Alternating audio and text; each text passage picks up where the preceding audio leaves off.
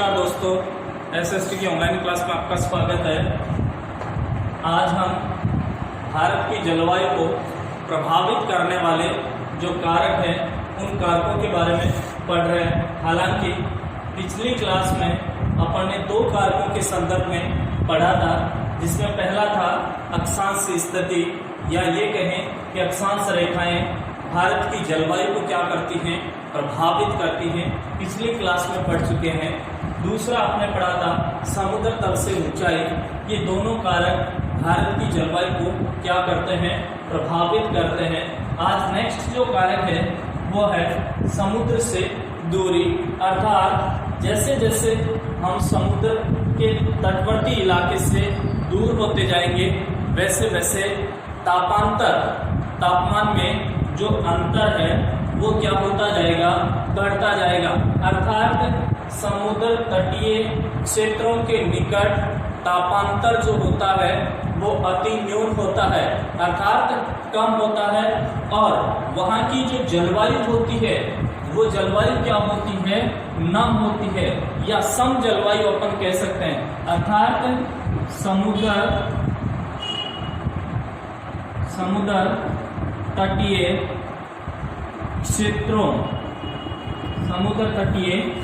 क्षेत्रों के निकट तापांतर अति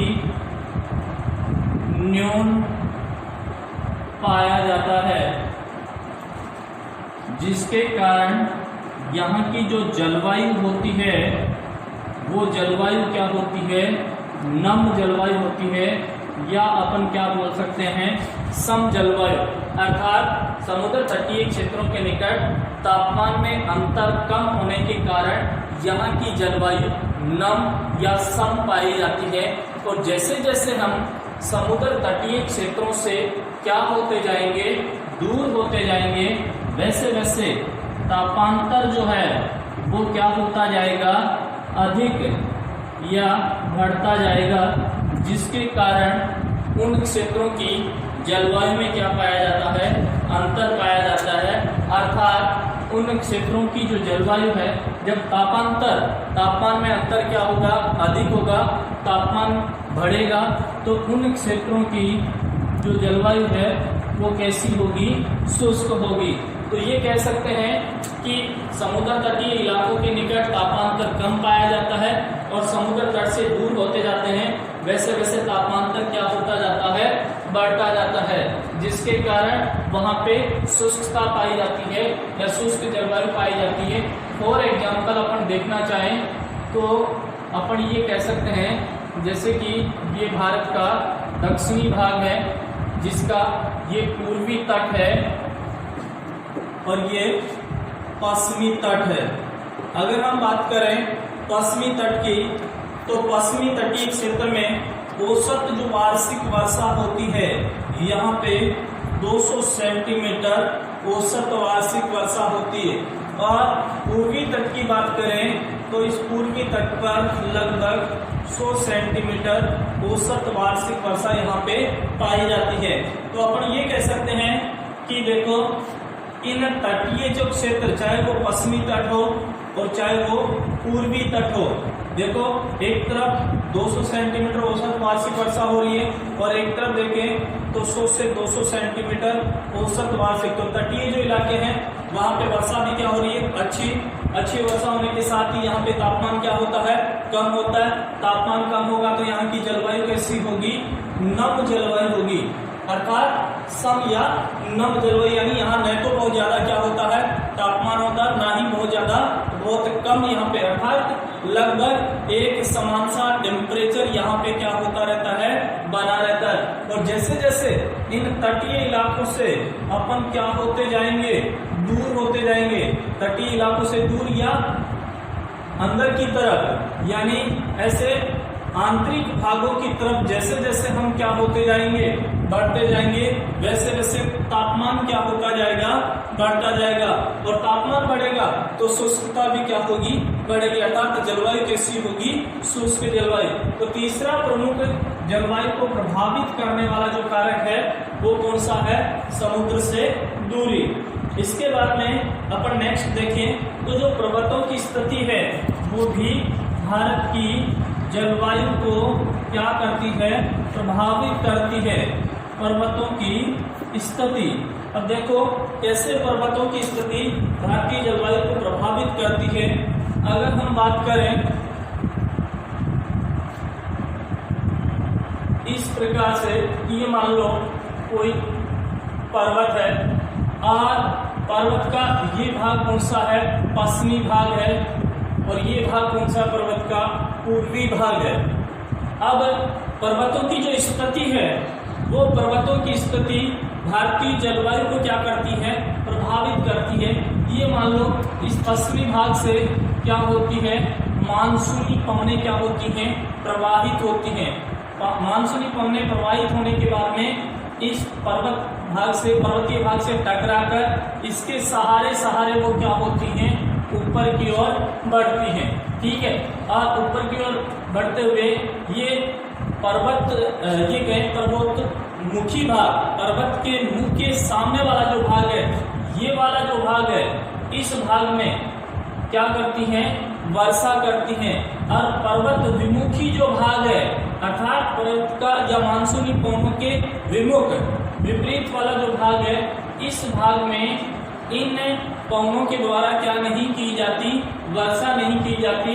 इसलिए इस भाग को वृष्टि छाया प्रदेश के नाम से क्या किया जाता है, जाना जाता है।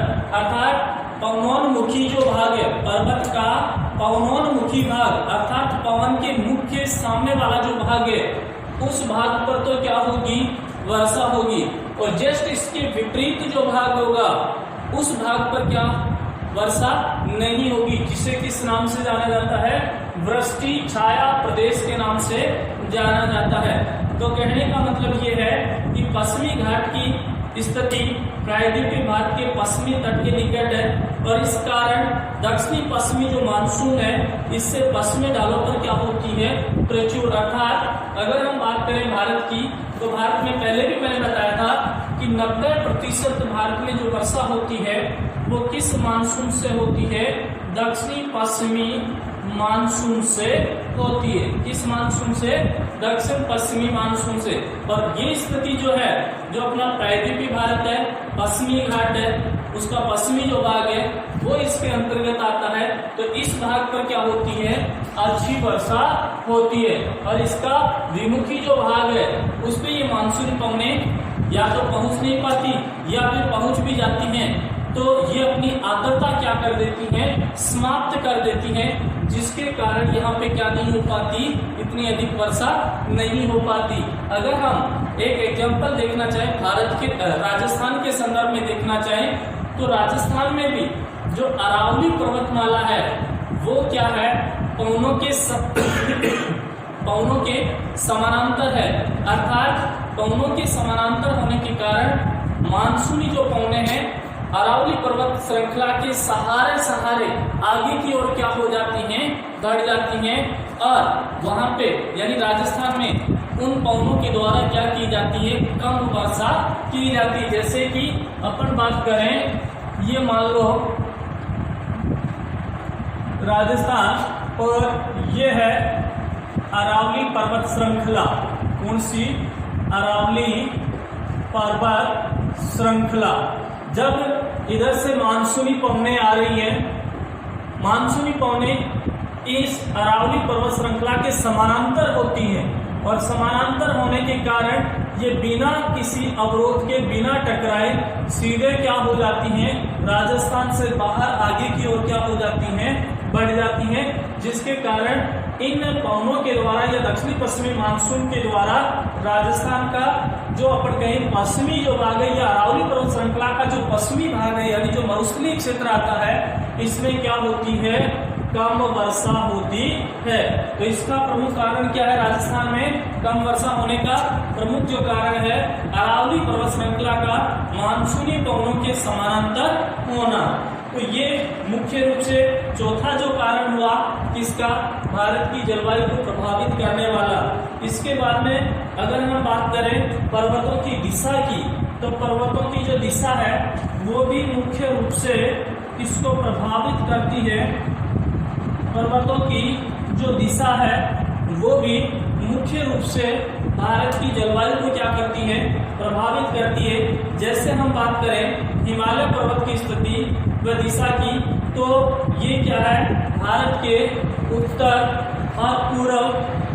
पूर्व में एक अर्धचंद्राकार, क्योंकि अपन पहले पढ़ चुके हैं भारत के जो भौतिक प्रदेश थे उन भौतिक प्रदेशों में आपने पढ़ा होगा उत्तरी पर्वतीय प्रदेश, जिसमें मुख्य रूप से आपने पढ़ा हिमालय पर्वत के संदर्भ में। तो हिमालय पर्वत की जो स्थिति है वो किस प्रकार की है, उत्तर और पूर्व की ओर ये एक अर्धचंद्राकार रूप में क्या है, फैली हुई है, जिसके कारण क्या होता है कि हिमालय की स्थिति भारत के लिए बहुत ही अच्छी बताई गई है। कैसे बताई गई है कि जो हिमालय पर्वत है वो भारत में उत्तर पूर्व भाग में एक सुरक्षा प्रहरी के रूप में क्या है, खड़ा है। कैसे खड़ा है कि उत्तर पूर्व या उत्तर में साइबेरिया से आने वाली ठंडी या जो बर्फीली हवाएं हैं उन बर्फीली हवाओं को रोके रखने का जो कार्य करता है वो कौन करता है, हिमालय पर्वत करता है, जिसके कारण भारत में वो साइबेरिया से आने वाली ठंडी या बर्फीली हवाएं भारत में क्या नहीं कर पाती,